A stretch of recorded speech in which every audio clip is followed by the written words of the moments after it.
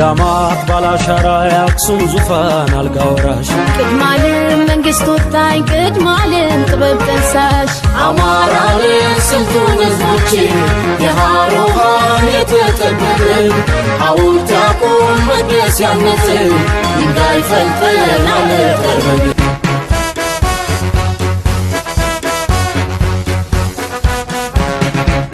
ከጣና ሰማይ ስር የተቸጋሩ ማሽነው ለሀገሩ ሰላምን ሸምሮ በፊደላት ማሳ እውቀትን የዘራ ሸማ ፈትሎ ለባሽ ጠቢብ ነው አማራ።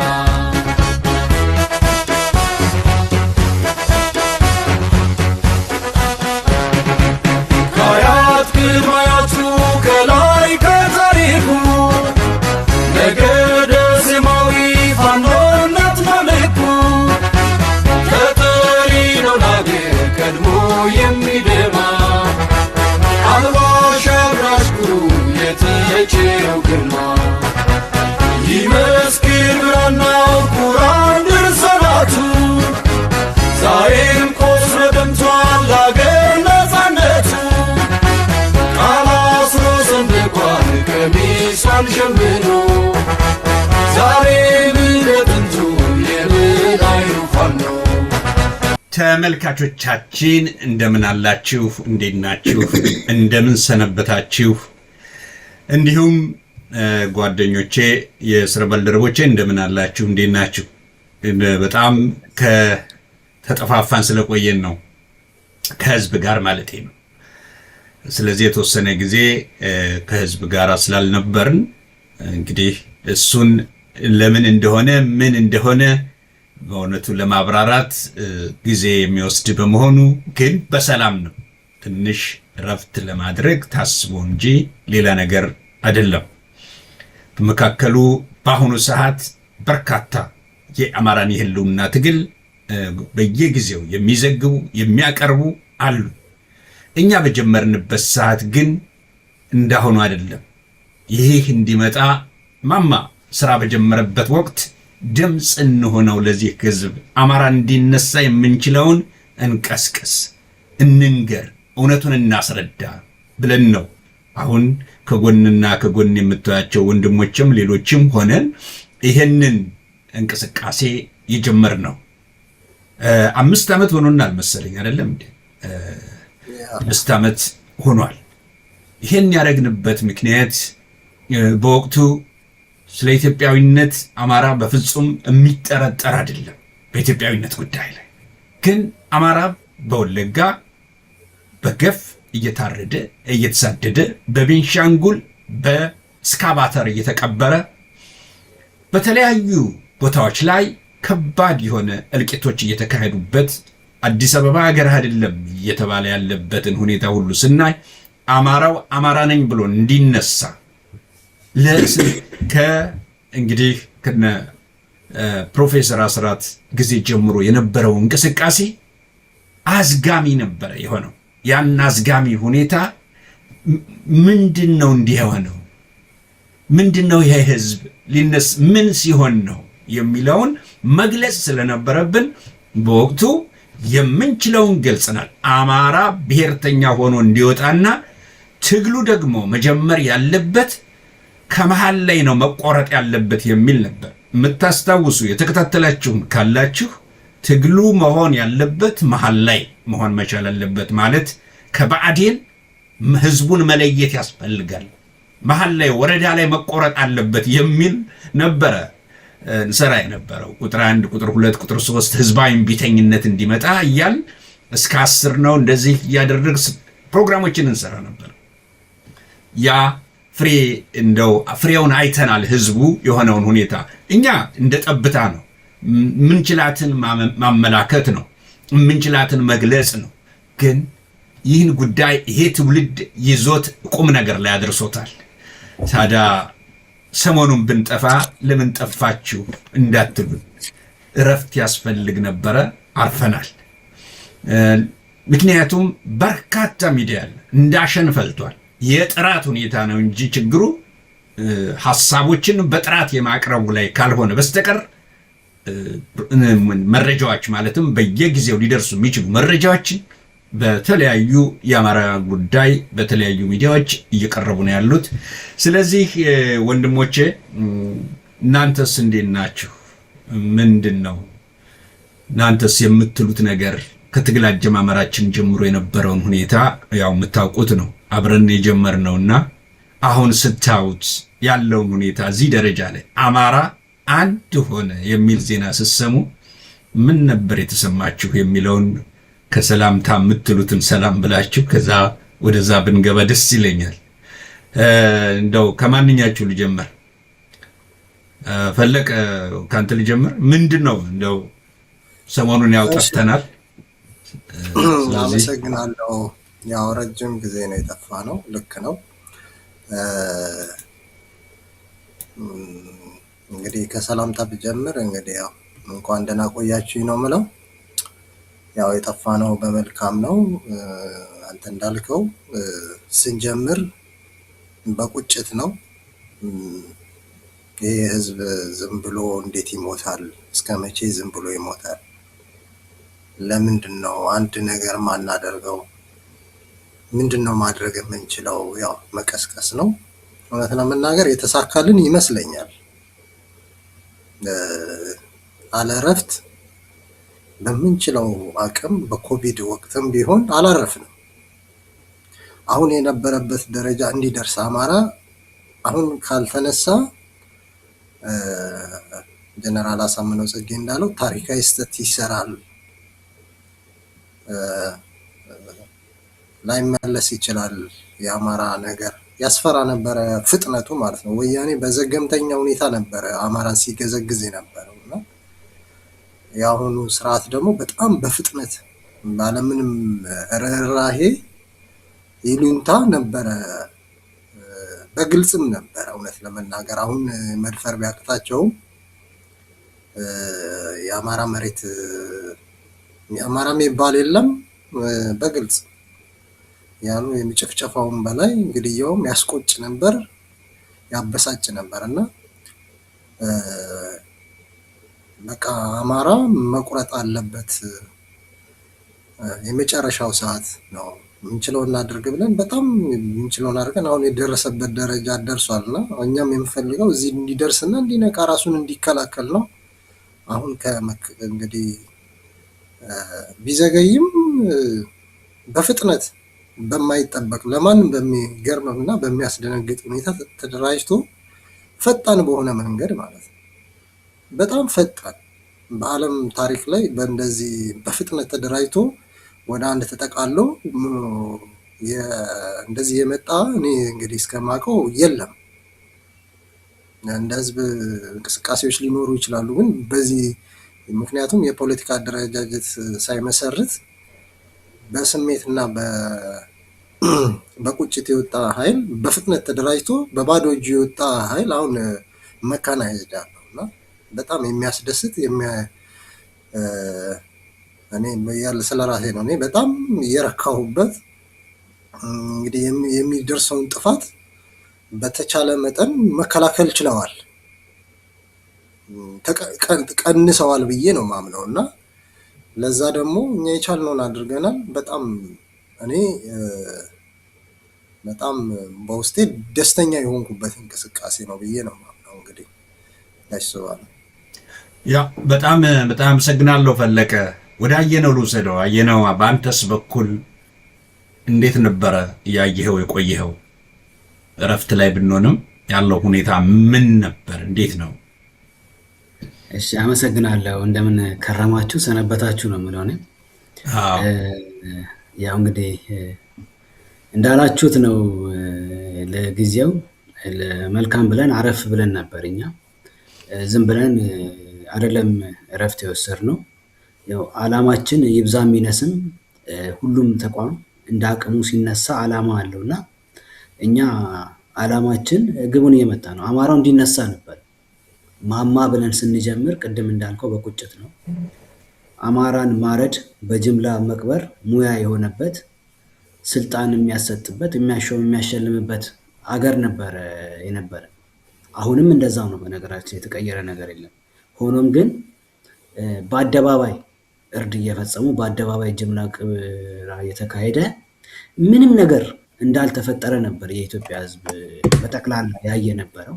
የሚታዘበውም ከዳር ቆሞ ይታዘብ ነበርና በዛ ሰዓት እንግዲህ በቁጭት የማይንገበገብ አማራ የለም ነበር።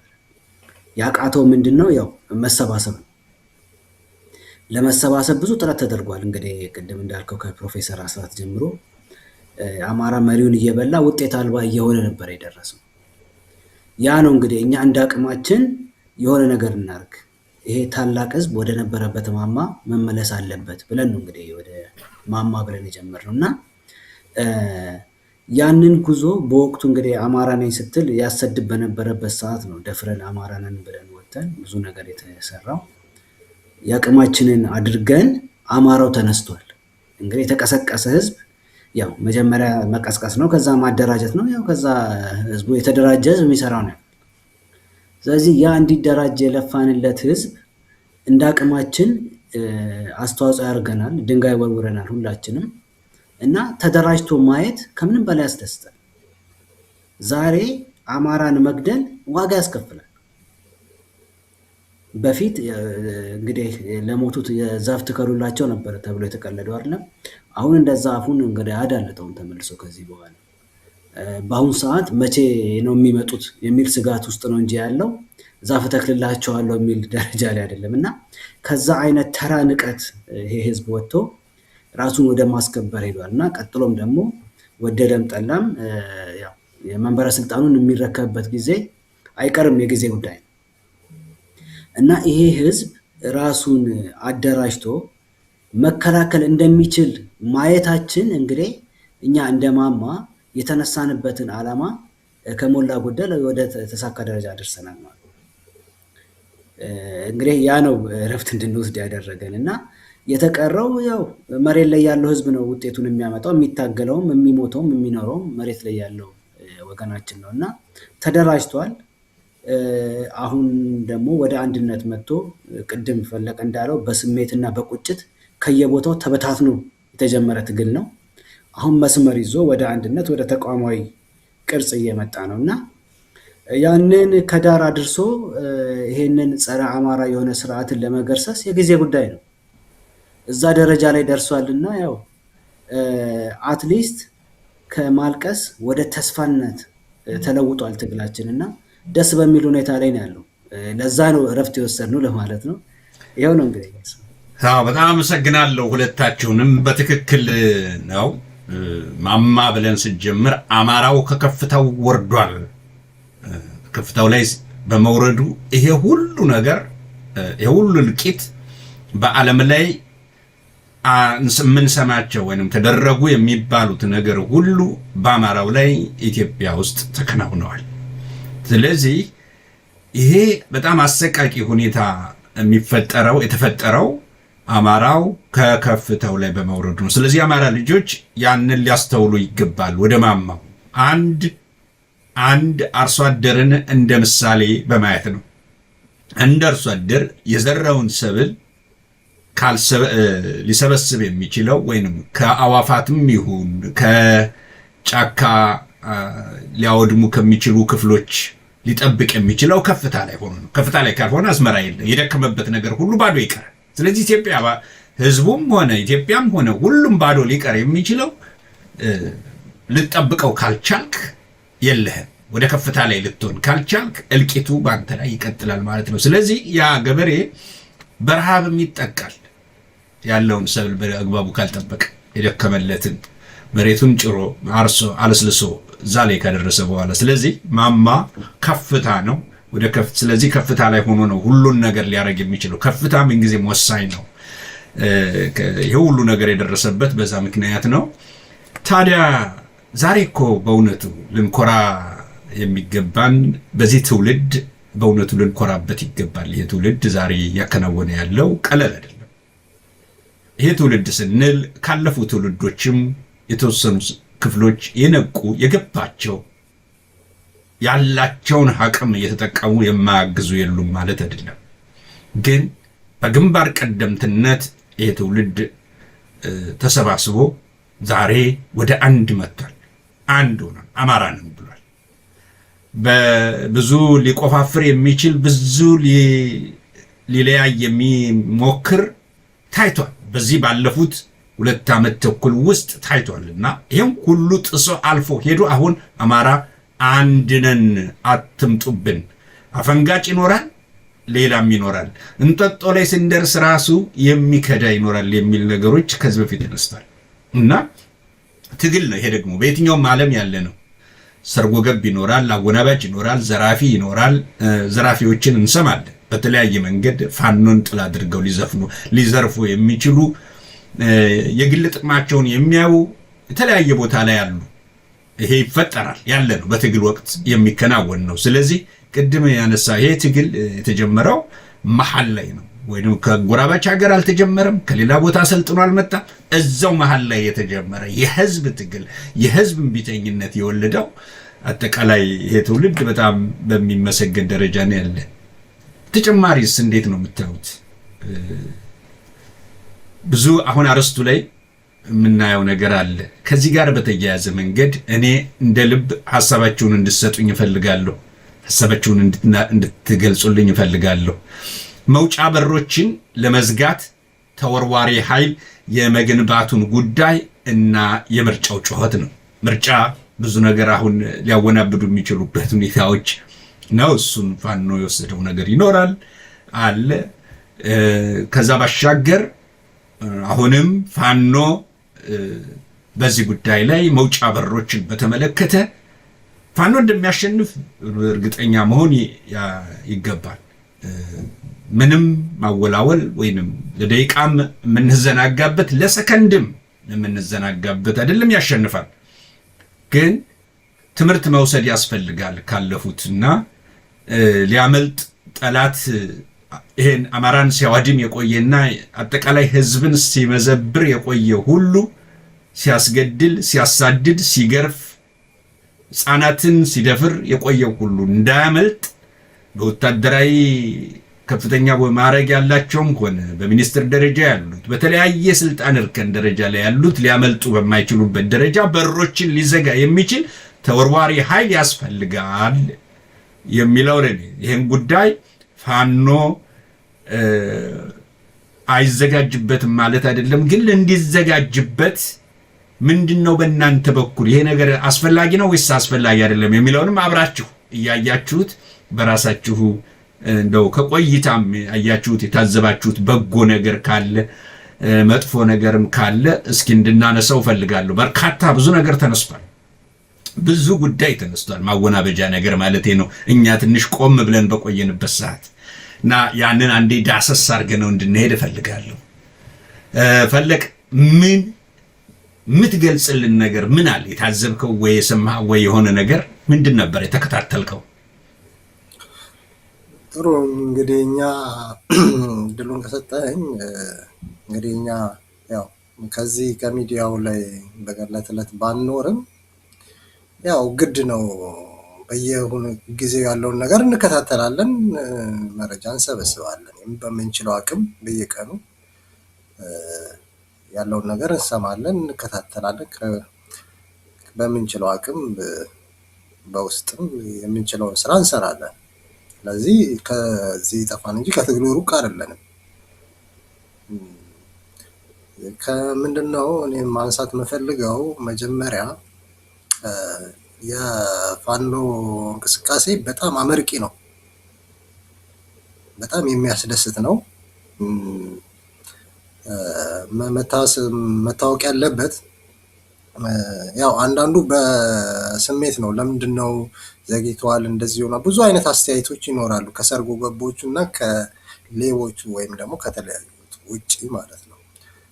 መታሰብ ያለበት የፋኖ እንቅስቃሴ የአገሪቱን ነባራዊ ሁኔታ የሚቀይር የምስራቅ አፍሪካን ጂኦፖለቲካ የሚያስተካክል እና ትልቅ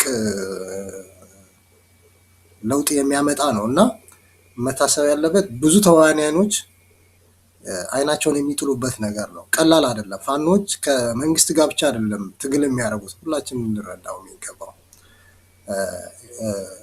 የባዴን ሌባ አለ፣ ሆዳም አለ፣ ማሰብ የማይችል ሆዱን ብቻ ማሰብ የሚችል አለ። መታሰብ ያለበት የሁሉም ፍላጎት አለ። የተለያየ አካላት ተጽዕኖ አለበት ፋኖ ማለት ነው። ቀላል አይደለም። በዚህ በኩል ደግሞ የሚዋጋው ኃይል የሀገሪቱን ሙሉ ሀብት የተቆጣጠረ ነው። ሙሉ ሰራዊት የተቆጣጠረ አካል ነው። መዋቅር ያለው ትልቅ ተቋም ነው።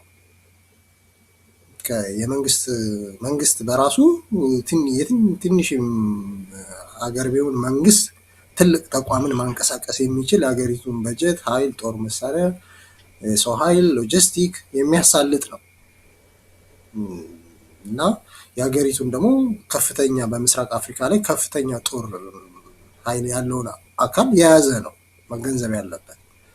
እንደገና ይህን ሁሉ እየተጋፈጡ ይህን ሁሉ የሚረዳቸው አካል የሚያግዛቸው በሎጂስቲክ ፋኖን የሚያግዘው አካል የለም። እውነት ለመናገር ራሳቸው በባዶ እጃቸው ነው፣ በትንሽ ነገር ነው በስሜት ነው የወጡት እና አሁን ራሳቸውን እያደራጁ እየቀሙ እየማረኩ የሚችሉትን እያደረጉ ማለት ነው። የአማራ ዲያስፖራ በተለያየ መንገድ ሊያግዝ ይችላል እንጂ ፋይናንሻሊ በጣም ደካማ ነው። ከሌላው አንጻር ሲታይ ፋይናንሻሊ ደካማ ነው፣ አይረዳም። ውስጡ ቁጭት ሊኖረው ይችላል፣ ስሜት ሊኖረው ይችላል። እኔ በፋይናንሻሊ ፋኖን አግዟል ብዬ አላምንም። ከባድ ነው። ከዛ ይልቅ መሬት ላይ ያለው ገበሬው እያገዛቸው ነው። የአማራ ገበሬ በዚህ የብሔር ፖለቲካ ከተደረገን በፊት በደርግ ጀምሮ ሲቀጠቀጥ ይኖራል። በጣም ድሃ ገበሬ ነው፣ መታወቅ አለበት። በጣም ድሃ የሆነ ገበሬ ነው እና እንዳያድግ ተደርጎ የተመታ ነው። የሚያመርተውንም በማህበራቶች እናንተ ታውቃለህ፣ በማህበራቶች እነኚህ የሱቅ ስራ ምናምን እየተባለ ሲነጠቅ ነው የኖረው እና ያ ገበሬ ድሃ ገበሬ እየመገበው ነው ፋኖን እዚህ ያደረሰው እና እኔ በጣም ደስተኛ ነኝ። አሁን ባለው ትግል በጣም ረክቻለሁ። ብዙ ተግዳሮቶች እንዳለባቸው ይሰማኛል። ሁለተኛ ደግሞ መታወቅ ያለበት ግዙፍ ሰራዊት ነው አሁን የተገነባው እና እየገነቡ የመጡት ያንን ደሞዝ አይከፍሉትም። በፈቃደኝነት የመጣ ነው። ብሶት አለ፣ ረሃብ አለ፣ እዛ ጋር ጉዳት የሚደርስበት አለ፣ ብዙ ችግር የሚደርስበት አለ። መሪዎቹ ፋኖቹ በራሱ ወታደሮቹ ይህንን እየተቋቋሙ ሴራው አለ፣ የመንግስት ኃይል አለ፣ ጀት ድሮን አለ። ይህንን እየተቋቋሙ ቅርጽ እያበጁ በፍጥነት የሚችሉትን እያስተካከሉ አይታቸዋል። እንግዲህ ያ ጊዜው ቢያልፍም በመሀል እነሱ እየተስተካከሉ ቅርጽ እያያዙ ሲመጡ ሾልከው የሚወጡ ሰዎች ነበሩ። አይታችሁ ከሆነ ነገሮች አልመቻች ሲሉ እና በመሀላቸውም ሆኖ በጣም ከፍተኛ ተግዳሮት አለባቸው። ይህን ሁሉ እያስተካከሉ አሁን እዚህ ደርሰዋል። አሁን ተቋቁመዋል። አንድ የአገሪቱን መካናይዝድ ኃይል ማፍረስ ይችላሉ ማለት ነው።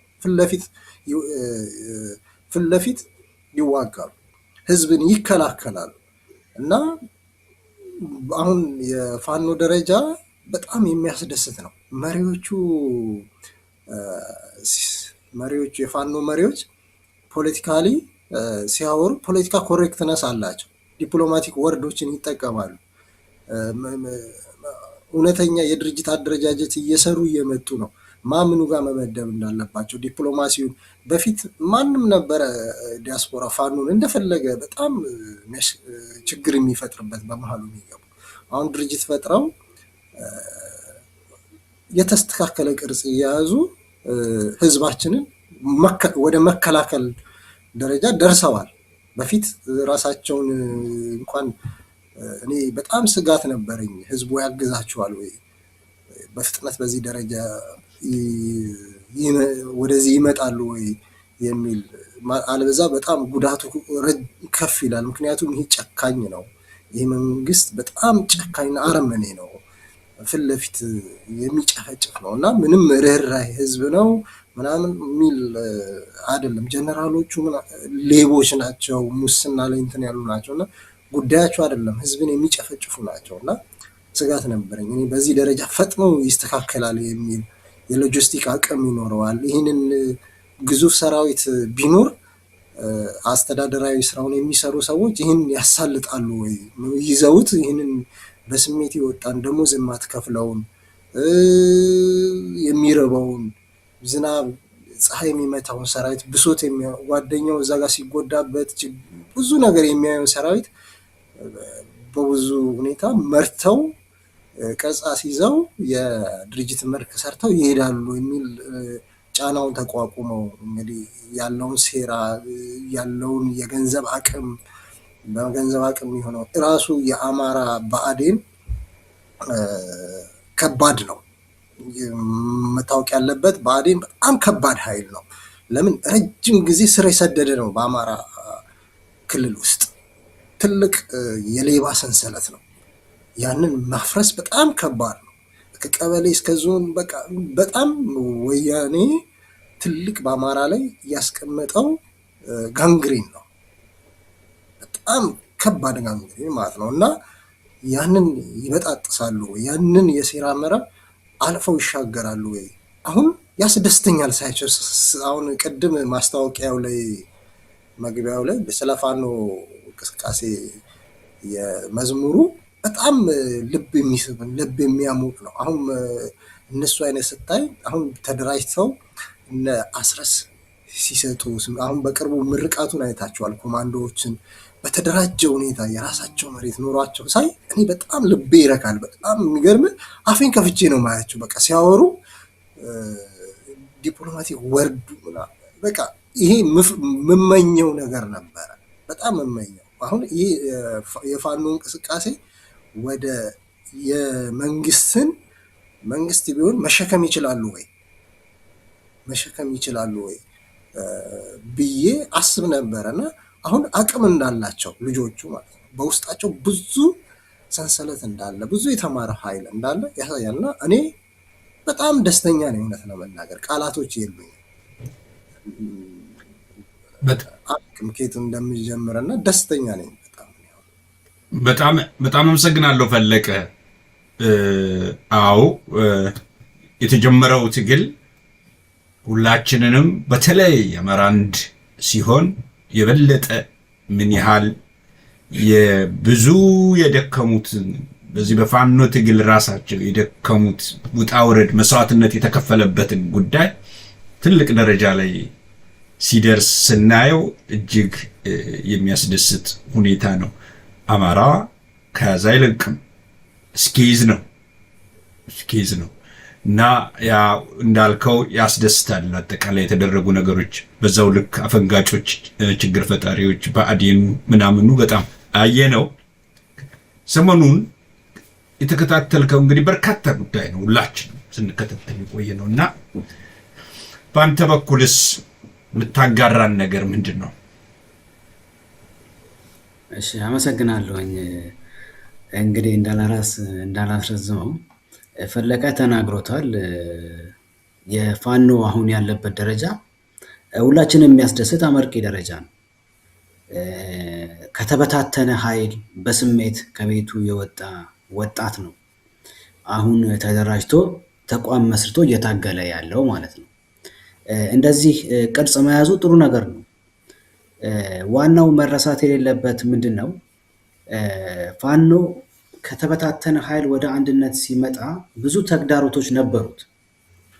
ዋናው የመጀመሪያም የመጨረሻም የአማራ ጠላት ሆኖ ያለው ብአዴን ነው።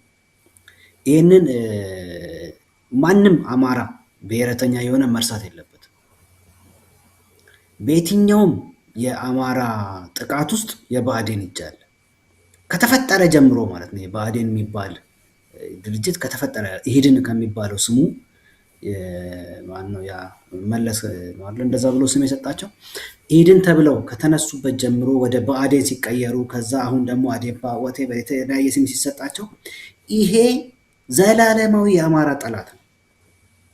እና መንግስትም ስለሆነ ወያኔ አጥራ በሰጠችው ክልል ደግሞ አማራውን አጥሮ ይቆጣጠር የነበረ ስለሆነ አሁንም የማይናቅ ኃይል ነው። መታወቅ ያለበት ይሄ ነው።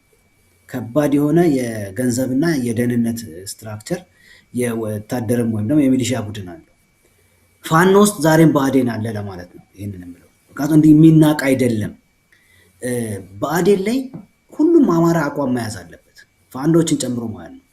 የባንዳ ስብስብ ነው እና ቀን ጠብቆ የሚያጠቃ ወይም የሚያስጠቃ ክፉ የሆነ በቃ ነቀርሳ ነው ላያችን ላይ የተሰከለብን እና ይሄንን የፋኖን ትግል እንቅፋት ሆኖ ሲያስቸግር የነበረው ብአዴን አሁንም ድረስ አለ፣ መረሳት የለበትም። እየተዳከመ ነው።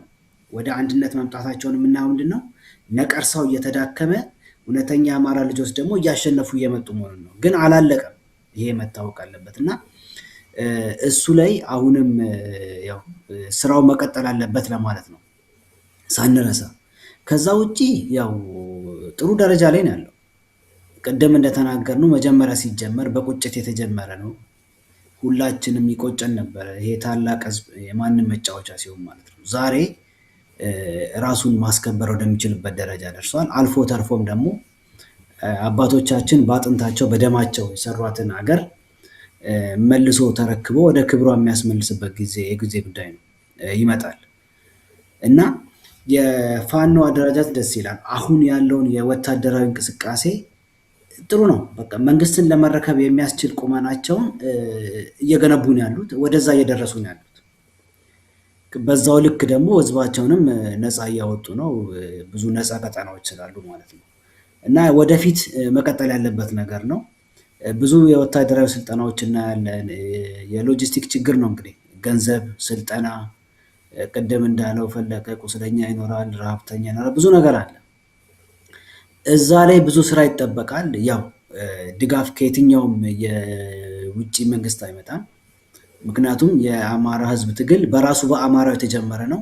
አሁንም በአማራ ነው እየተደገፈ ያለው። እንደ ሌሎች አገራት ድጋፍ የለንም። መንግስት የሚባለው ኃይል የብዙ ጎረቤት ሀገራትም ይሁን የሩቅ ሀገራት ድጋፍ አለው እና የማይናቅ ጠላት ነው። ትልቅ ጠላት ነው። በእርግጥ እንዲያውም ዋናውም ጠላት እሱ ነው። ስለዚህ ፋኖቹ እኔ ብዙ አልመክራቸውም፣ የሚሰሩትን ያውቃሉ። ሆኖም ግን ከማን ጋር እንደገጠሙ ማወቅ አለባቸው እና የኃይል አሰላለፋቸውን ሪሶርስ ወይም ደግሞ የሀብት አጠቃቀማቸውን ያው ያውቃሉ ብዬ ነው የማምነው። ወደ አማራው ስንመጣ በውጭ ያለው አማራ የማይናቅ ቁጥር ያለው በትምህርት ደረጃም ሆነ በገንዘብ ኃይል ብዙ ነው። የአማራው በውጭ የሚኖረው ዲያስፖራ የሚባለው ማለት ነው። ሆኖም ግን ምን ያክል አስተዋጽኦ አድርጓል መሬት ላይ ላለው ትግል በአንጻራዊ መልኩ ከሌሎች ነገዶች በኢትዮጵያ ከሚኖሩ ነገዶች አንጻር ብለን ስናይ ምንም ነው ማለት ያለበት። እንዳለው አቅም ፋኖን ምን ያክል ደግፏል ስንል እኔ የግል አስተያየት ነው የታየት ያለበት። ምንም የምለው ለምንድን ነው ፋኖች ወደ አንድነት እንዲመጡ ካደረገው አስተዋጽኦ ይልቅ እንዲከፋፈሉ ያደረገው አስተዋጽኦ ይበልጣል። በገንዘብ ደረጃም ቢሆን ካለው አቅም አንጻር ምንም አይደለም ተሰጠ ማለት የምንችለው። እሱንም ደግሞ ከዚህ በፊት ሲረዱ የነበሩ የገንዘብ ሶርሶች በአጠቃላይ እጅ ለመጠምዘዚያ ነው ሲጠቀሙበት የነበረው ያለው አማራዎች። በዛ ምክንያት ነው ሁሉም የራሱ የሚያዘው ፋኖ ነበረው። በተለይ አሁን ድምጻቸው ጠፋ እንጂ ጭራሹኑ የብአዴን ኮልኮሌዎች ተላላኪዎች ከውጪ እስከ መሬት ድረስ መሬት ዘርግተው ብዙ የመከፋፈል ስራ ሰርተው ነበር እና ያንን ሁሉ አልፎ አሁን እየጠራና መስመር እየያዘ መጥቷል። ወዳጅና ጠላትም እየለየ መጥቷል። ስለዚህ ነው በመሬት ላይ ያሉ የፋኖ አመራሮች ይሄንን ከግንዛቤ እንዲያስገቡና አትሊስት አሁን ተደራጅቶ የዲያስፖራውን ወይም ደግሞ በውጭ የሚኖረውን አማራ የሚወክል ሰው አስቀምጠዋል፣ መሪ አስቀምጠዋል። እሱ ነው ከውጭ ካሉ አማራዎች ጋር ግንኙነት የሚያደርገው እና ዝም ብሎ በዘፈቀደ ያገኘውን ፋኖ እየደወለ ገንዘብ እየሰጠ ልዘውር የሚል ቁጥሩ እየቀነሰ መጥቷል። ያ ተቋማዊ ጥንካሬያቸው እየጨመረ መምጣቱንና እየበሰሉ መምጣታቸውን የሚያሳይ። በዚህ መቀጠል አለበት።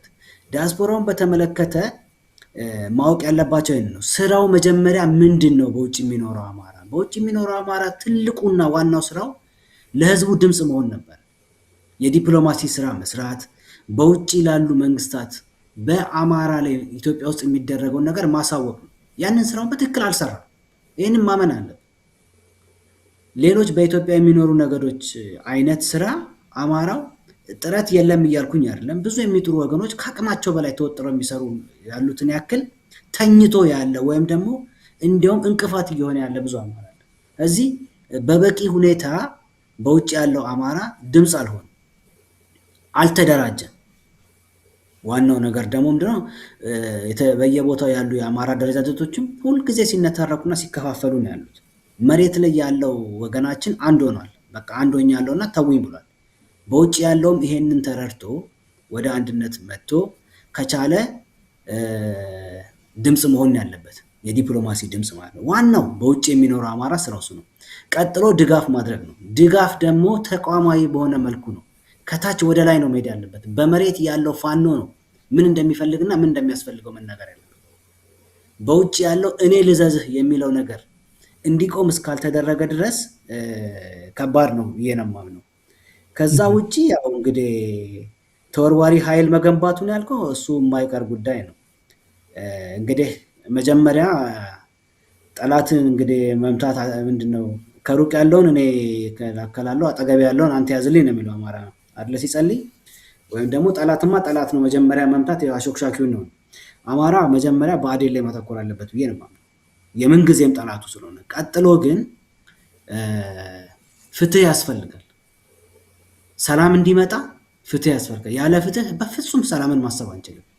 ይሄ ሁሉ ወንጀለኛ አማራን በአደባባይ አርዶ ነፍሰ ጡር ሆድ በአደባባይ ቀድዶ ተሾሞ ተሸልሞ የሚኖር ጠላት አለ ኢትዮጵያ ውስጥ ይታወቃሉ። እና ማለት የፍትህ ቀን ሲመጣ ለፍርድ መቅረብ አለባቸው። ያለ ፍትህ እርቅ የለምና እነኚህ ወንጀለኞች እንዳይወጡ ፋኖ እንግዲህ አዲስ አበባ መግባቱ አይቀርም። ያንን ጉዞ ሲጀምር ቀድሞ መውጫ በሮችን መዝጋት መቻል አለበት። ያንን ዝግጅት አድርጎ እነኚህ ሰዎች ከተቻለ ከሀገር ሳይወጡ ተይዘው ለፍርድ እንዲቀርቡ፣ ካልሆነም ደግሞ ያው ዓለም አቀፋዊ አደረጃጀቱን ከመሰረተ በኋላ የገቡበት ገብቶ ማደን አለበት። ይሄ የማይቀር ነው ብዬ ነው የማምነውና እኛ ለነሱ አንመክርም። የበሰሉ የሚሰሩትን የሚያውቁ ናቸው ብዬ ነው የማምነው። በጣም አመሰግናለሁ አየደው። ምክንያቱም በጣም አስፈላጊ ጉዳይ ነው።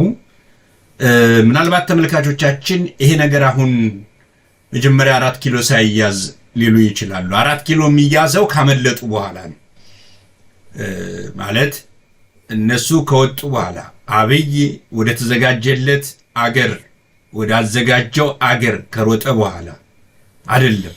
ሁሉ ነገር ሳይሆን ቅድሚያ ነው። ለምሳሌ ለምሳ ሲያስቡን ለቁርስ እንደሚባለው መሆን መቻል ያለበት አሰራሩ።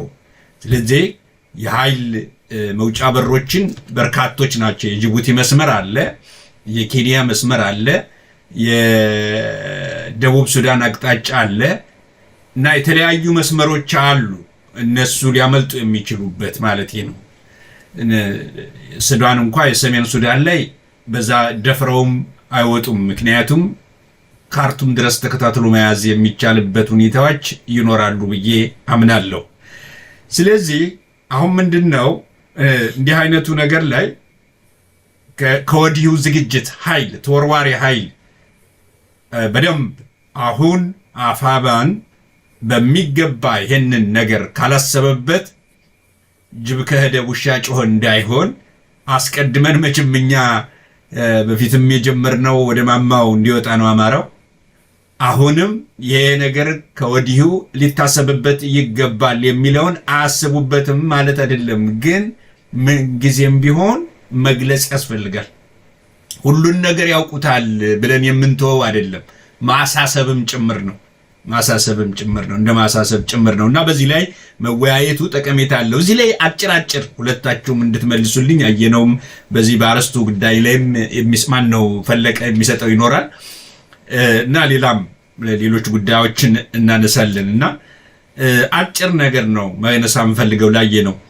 ብሔርተኝነትን እንደ ስጋት አሁንም አማራ ሆኖ ሌሎች ብሔርተኝነትን የአማራን ብሔርተኝነት ነው እንደ ስጋት የሚያዩት።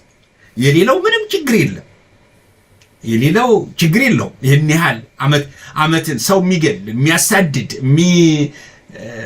እንዲህ በጅምላ የሚቀብር ይሄው ሁሉ ምንም አይደለም። ያን ጊዜ ብሔርተኝነትን በደንብ አጉልተው እንትን አይሉትም። የአማራው ብሔርተኝነት ግን ስጋት ነው ወይ ለኢትዮጵያ ነው?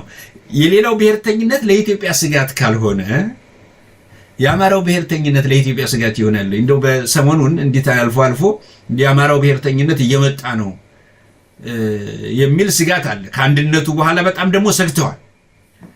እና ይሄ ነገር ያሰጋል ወይ? ለኢትዮጵያ የሚያሰጋ ነው ወይ የአማራ ብሔርተኝነት? አጭር ነው እንደው አጠር አድርገህ ይሄን ጉዳይ እንግዲህ እንደዚህ በሚለው ሌባ በለው ወንጀለኛ ነው፣ ወንጀለኛና ሌባ በለው እና አማራ ዝም ብሎ ይሙት ነው? የት ነበረ የሁሉ አማራ ሲገደል ብሔርተኝነት አያስፈልግም የሚለው? 30-40 ዓመት ብሔርተኛ ነኝ ያለ አማራ ሲጨፈጨፍ ሌባ በለው፣ ውሸታም፣ ሌባ፣ ፈሪ በለው፣ አጭበርባሪ ነው። እንደዚህ አይነት ሰው አስመሳይ ነው። ለኢትዮጵያ ካሰበ አማራ ኢትዮጵያዊ አይደለም ሲገደል ለምን አይጮህም? ያኔ የት ነበረ? አትግደሉኝ አብረን እንኑር ማለት እንዴት ነው የሚያስፈራው? ሲጀምር ደግሞ ብሔርተኝነት የሚፈራ ከሆነ የሀገሪቱ ሕግ የሚተዳደረው በብሔርተኛ ሕግ አይደል? እና ለምንድን ነው አማራ ራሱን አማራ የማይሆነው? ሌላው በተደራጅቶ አይ ዝም ብለን ሙት ነው እንደዚህ የሚለው ውሸታምና አጭበርባሪ ነው፣ አስመሳይ ነው፣ አይሰራም እንደዚህ። አሁን በመጮህ ምናምን ቀርቷል። ቅድም አየነው ብሏል። አማራ መግደል እኮ በጣም ያሸልም ያሾም ነበረ። አሁን እሳት ነው። ማንም አይደፍርም። ማንም አፉ የሚፈታው አማራን በመስደብ አይደለም። ሚዲያ የሚከፍተው ሚዲያ። ስለዚህ ሌባ በለው ውሸታም ነው። ቅድም ያላነሳሁት 2 ነጥቦች አሉና አንደኛው በዚህ በራሳችን ጉዳይ ላይ ነው። አልሳጥሬ ነው ማራውና ባይዘዌ ፋኖቹ የሚሰሩትን ያውቃሉ። አያስቡም ብዬ አላምንም። ፍትህ ግን መኖር አለበት። አሁን የሚገርም ይሄ ዓለም እንደ ድሮ መሸሸግ አይቻልም። አሜሪካ ሂድ፣ ኡጋንዳ ሂድ፣ ቴክኖሎጂ ቀላል ስለሆነ የት እንዳለ ይታወቃል። ማምለጥ አይቻልም። ወንጀል ሰርቶ የትም መደበቅ አይቻልም። ስለዚህ ወንጀለኞች ፍትህ ያገኛሉ። ማንም በሰራው ልክ መጠየቅ አለበት፣ ይጠየቃሉ። ወንጀለኛና ሆዳም ደግሞ መጠየቅ አለበት። የአማራ ጠላት ነው ማንም መገንዘብ ያለበት። አሁንም ፋኖን እየታገለ ያለው የወታደሩ የፌዴራል መንግስት ወታደሩ ወይ የአብይ ወታደር ሳይሆን ብአዴን ያደራጀው የብአዴን መዋቅር ነው መገንዘብ ያለባቸው። ስለዚህ አሁንም ትልቁ ስጋት እና የፋኖ በቀላሉ መታየት የሌለበት ብአዴን ነው። ብአዴን የፈረሰ ቀን ማዕከላዊ መንግስቱ አንድ ቀን አይቆይም፣ አንድ ቀን። ስለዚህ ማተኮር አለባቸው። ማንም ከብአዴን ላይ ለብአዴን ማንም ፋኖች ርህራሄ ሊኖራቸው አይገባም። ሌላው ወደ ዲያስፖራው የአማራ ዲያስፖራ በጣም አሳፋሪ ነው እውነት ለመናገር። ይሄ የግሌ አስተያየት ነው። የሚሰሩ ወይ ደግሞ ሰዎች የሉም ለማለት አይደለም። ካለው አቅም አንፃር አልተደራጀም። ሲወቅስ ፋኖን ሲያብጠለጥል ነው የሚለው። ነፍሱንና ህይወቱን የሚሰጠውን አካል ሲሰድብ ነው የሚለው። 1 ብር ለመስጠት ጥያቄ ነው የሚያነሳው። መሆን የነበረበት ግን ፋኖ ለሚጠይቀው ጥያቄ አማራን ነፃ እንዲወጣ የሚፈልግ አካል ፋኖ ለሚጠይቀው ጥያቄ ከፋኖ ነበረ መልእክት መምጣት ያለበት። ፋኖ ሎጂስቲክ ያስፈልገዋል። በጣም ብዙ ሺህ ሰራዊት ነው ያለው። ብዙ ነገር የሚረዳው የሌላ ሀገር መንግስት ወይ ተቋም የለም።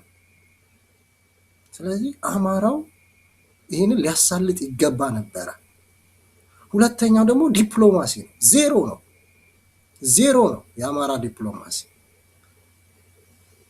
አንድ ጋዜጠኛ ቀጥሮ እኮ ይሄ ሁሉ ሚሊየንስ አማራ ባለበት አንድ ጋዜጠኛ ቀጥሮ እኮ የአማራን ግፍ በየቀኑ በድሮን ይሄ ሁሉ ውርጅብኝ የወረደበት አንድ ሴንቴንስስ ለመጻፍ የሚችል ጋዜጠኛ መቅጠር ሎቢማ እድል እኮ ነው። አንድ ጋዜጠኛ መቅጠር የማይችል በጣም ደካማ ነው፣ ከራሳችን ጭምር። ዲፕሎማሲ ምንድን ነው? ሰልፍ ለመውጣቱ ተሟሙቶ የሚወጣ ነው። ሰልፍ በራሱ እኮ ግብ አይደለም። በሰልፍ ቢሆንማ ኢራኖች እኮ አይተናቸዋል አሁን በየጊዜው የሚወጡት። ዲፕሎማሲ ይህንም ኢቭን ሰልፍ እንኳን መውጣት የማይችል ደካማ ነው። ፋኖች መረዳት አለባቸው። ዲያስፖራ የአማራ ዲያስፖራ ላይ ያላቸውን ነገር መገምገም አለባቸው። አልተደራጀም በፍጹም። በአገር ቤት ባለው ነው መተማመን ያለባቸው። ገና ነው። የአማራ ዲያስፖራ በጣም ያሳፍራል። እኔ አፍራለሁ እውነት ለመናገር ካለው አቅም ካለው ቁጥር አንጻር። እንደውም ጭራሽ ለፋኖች ራስ ምታት በጣም እንደውም አሁን ህዝብ በሚያልቅበት ይሁሉ ውርጅብኝ በሚሞታ የሚቀልድ ሁሉ ነው የሚመስለኝ። አንዳንዶቹ ቀልደኞች ናቸው፣ በጣም ይቀልዳል እና ሊያፍር ይገባል። ፋኖች ደግሞ መሬት ላይ በራሳቸው ሊቆሩ በራሳቸው እንቅስቃሴ በጣም ዲያስፖራ ላይ ተስፋ ሊያደርጉ አይገባም። በግልጽ ነው መነገር ያለበት። በጣም ገና ነው። ይቅርታ እንግዲህ አስረዘምኩበት። አይ በጣም አመሰግናለሁ። ወደ አየነው ልውሰደው እስኪ። አየነው በዚህ ጉዳይ ላይ በብሔርተኝነቱ ጉዳይ ላይ አንተም የምትለው ነገር ካለህ፣ አጠቃላይ ኢትዮጵያ ልትፈርስም ትችላለች የሚሉም አሉ። የአማራው ብሔርተኛ ነው ኢትዮጵያን ያፈርሳሉ ስጋታቸው ማለት ነው። እንግዲህ ይሄ የፕሮፓጋንዳ ስራ መሰራታቸው ከሆነ አላውቅም። ለረለ የራሳቸውን እንትን በዚህ በኩል ብንሰራ በዚህ በኩል ብናደርግ ብለው አስበው ከሆነ ጋፉርሽ ነው፣ ምንም ሊሆን አይችልም። ግን ምንድነው ይሄ እንደዚህ ሊሆን የሚችሉበት ሁኔታ በአንተ በኩል? ምክንያቱም ብሔርተኝነትን ስንቀሰቅስ ነው የቆየ ነው። ከመጀመሪያም ጀምሮ የአማራ ብሔርተኝነት እንዲመጣ ነው ስራችን፣ እምነታችን። ስለዚህ አማራው ብሔርተኛ ካልሆነ ማሸነፍ አይችልም፣ አማራ ሊድን አይችልም ነው እና ይህን ነገር እያቀነቀኑ ያሉበት ሁኔታ ነው። በተለያዩ አጀንዳዎች ይሰጣሉ። ግን በተለይ ይሄ የአማራውን ልሂቃን ወደኋላ ለማስቀረት የሚጠቀሙበት ብሔርተኛ፣ እንዴት አማራ ብሔርተኛ ብለው ለመጎተት የሚሞክሩበት ሁኔታ አለ። ቢጎትቱትም ይሄ ትውልድ ወደፊት ሄዷል። ግን የበለጠ ግን ቢመጣ አንዱ ቢሆን እንትን ቢያደርግ በዚህ ጉዳይ ላይ ቅድም ፈለቅ የሚያነሳው ነገር አለ። የዲፕሎማሲያዊ ስራው ገና አልተሰራም። ቢያንስ እንኳ አንድ ጋዜጠኛ ቀጥሮ ከውጭ ዓለም ጋር ሊያገናኝ የሚችል ስራ መሰራት ነበረበት ነው። እንዲህ አይነት ነገር ይሄ ሁሉ ነገር አልተደረገም። የሚደረገው የእርስ በርስ መጓተቱ ምኑ የመሳሰለ ፈርጠም ያለ ነገሮች ሊደረጉ የሚችሉበት ነገሮች መከናወን መቻል አለባቸው ነው ጥረት የሚያደርጉት እናከብራለን። እንደተከበሩ እነሱ ጥረት የሚያደርጉትን ወደፊትም ቢሆን ታሪክም ያስታውሳቸው። ከዛ አኳያ አንተ ጋር ያለህ አመለካከት ምንድን ነው? እሺ አመሰግናለሁ። ያው እንግዲህ ፈለቀም ተናግሮታል። ሲያምራችሁ ይቅር ነው ያላችሁ አይደለም። የአማራ ብሔረተኝነት ከዚህ በፊትም አስረድተናል፣ ለኢትዮጵያ ምንም ስጋት አይደለም። እነሱ ያውቁታል፣ ይሄን ጠንቅቀው ነው የሚያውቁት። በነገራችን ላይ ፕሮፓጋንዳ አሁን እየሰሩ ስለሆነ ነው። እና ያው አንዳንድ እንከፋ አማራም አብሯቸው ይቀጥላል፣ ከድሮ ጀምሮ የነበረ ነው። በመጀመሪያ ደረጃ አማራነቱን ትቶ እንደ ሰም ቀልጦ ነው ኢትዮጵያዊነቱን የተቀበለው። ሁሉንም ወዳጄ፣ ወንድሜ፣ እህቴ ብሎ ቤተሰብ ሆኖ በአንድ ሀገር ውስጥ የኖረው። በዛን ጊዜ የአማራ ልጅ ስለ ኢትዮጵያዊነት ብቻ ሲማር፣ የሌሎች ነገዶች ግን ከእናቱ ጡት ጀምሮ እየጠባ የሚያድገው ዘረኝነትን ነበር። አማራ ጠላት ነው ተብሎ ነው በምድጃ ስር የሚነገረው፣ ጡት ሲጠባ የሚነገረው። በጥላቻ ነው ያደገው። ያ በጥላቻ ያደገ ትውልድ አድጎ አፍርቶ ጎምርቶ ነው አማራን ያጠቃው። የጥላቻቸው ደረጃ እኮ በአይናችን አይተነዋል እኮ። አማራን ለመግደል ምንም ቅም የማይለው ትውልድ እኮ የተፈጠረው። ገሎ አርዶ ግዳይ እንደጣለ እኮ እየፎከረ እኮ በቀርጾ በአደባባይ የሚያሳየን እኮ አማራን መግደል ምንም እንዳልሆነ አሳይተውናል። በዛ ደረጃ የተሰራ ጥላቻ ኢትዮጵያ ውስጥ አለ። ይሄ ማንም የሚዋሸው አይደለም። ኧረ ተው። እንደ እምነትም ከሆነ በየትኛውም እምነት እመን የሰው ልጅ በአምላኩ አምሳል ተፈጠረ ተብሎ እንደ ሰው ዘርነታችንም ስለ ሰው ብላችሁ ተው። ስለ ሀገር ስለ ሰው ብሎ ራይ መንግስት ያለ ብሎ እኮ አማራ ለምን ወጪዋሉ። ይሄ ከአቅማቸው በላይ የሆኑ አማራዎች ናቸው። አይ እንግዲህ ካልሆነማ አማራ የተገደለው አማራ ተብሎ ነው። ኢትዮጵያዊ ነኝ ስላለን የተገደለው መታወቅ ያለበት። ኢትዮጵያን የሚጠሉ ብሔረተኛ ነኝ የሚሉ ግን ብሔረተኛ ሳይሆን ዘረኛ የሆኑ ናቸው የተደራጁት ኢትዮጵያ ውስጥ። ይሄ መለየት አለበት። በነገራችን ላይ ብሔረተኝነትና ዘረኝነት። ብሔረተኝነት ወንጀል አይደለም በየትኛውም የዓለም አቀፍ። ዘረኝነት ግን ወንጀል ነው። ያው በእንግሊዝኛው ናሽናሊዝም እና ሬሲዝም ብለው የሚለያዩት ማለት። ዘረኝነት የትም ቦታ ላይ ወንጀል ነው። ሰውን በዘሩ በማንነቱ ማጥቃት ወይንም ደግሞ የአንተን ጥቅም በሌላው ዘር ኪሳራ ለማትረፍ ከሄድክ ወንጀል ነው።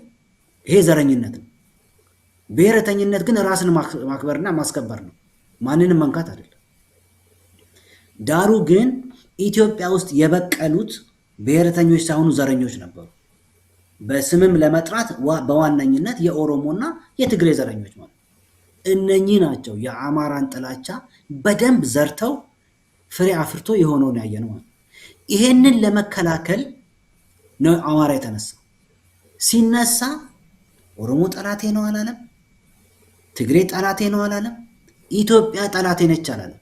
እንደውም ያስገደለው ኢትዮጵያን መውደዱ፣ እባካችሁ በአንድ ሀገር እንኑር እያለ መለመኑና እነሱ ግን የዘረኝነታቸው ዋና አስኳሉ ኢትዮጵያን መጥላት፣ አማራን መጥላትና የራሳቸውን አገር መመስረት በሌላው ኪሳራ ማለት ነው መመስረት ስለሆነ ይሄንን እንዳያደርጉ ደግሞ የሚያስቀራቸው አማራ ስለሆነ ነው ጥላቻቸው።